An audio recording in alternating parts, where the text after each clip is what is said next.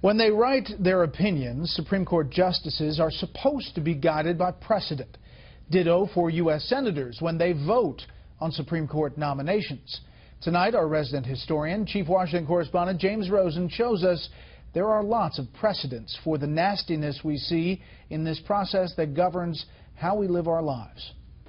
In all the acrimony surrounding the Supreme Court vacancy created by the death of Justice Antonin Scalia, I plan to fulfill my constitutional responsibilities to nominate a successor in due time. This nomination will be filled by the next president elected in November. You might wonder when exactly SCOTUS nominations grew so politicized.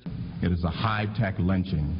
It wasn't the salacious hearings for Clarence Thomas with their disputed allegations of sexual harassment. You have to go all the way back to Justice Abe Fortas, a friend and nominee of Lyndon Johnson, who was forced to resign from the court after the Nixon White House leaked details of Fortas's financial misconduct to Life magazine. To retaliate, the Democrat-controlled Senate rejected President Nixon's nominee to fill the Fortas vacancy, Judge Clement Haynsworth. Haynsworth was qualified, but Democrats were furious about the Abe Fortas debacle, and they punished President Nixon twice for that. I thought that Judge Carswell was a big man when I nominated him to be in the Supreme Court.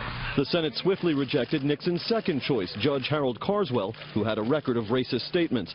Finally, Nixon filled the vacancy with Judge Harry Blackmun, who would go on to author the majority opinion in Roe v. Wade.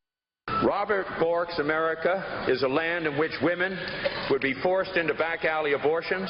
Most scholars, however, trace the biliousness of the modern Supreme Court nomination process to the epic battle over Reagan nominee Robert Bork, rejected by the Senate in 1987. A brilliant legal mind, Judge Bork fell prey to a concerted assault by Democrats and allied interest groups. Since then, liberal nominees such as Ruth Bader Ginsburg have usually sailed through, while conservative nominees such as Samuel Alito have generally faced rougher sledding. There's a lot of hypocrisy on both sides. What it shows is just how important the Supreme Court has become. It decides such important issues.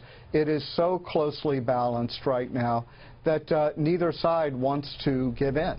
Since 1990, only two justices, Ruth Bader Ginsburg and David Souter, the George H.W. Bush nominee who joined the court's liberal bloc, have won 90 or more confirming votes in the Senate.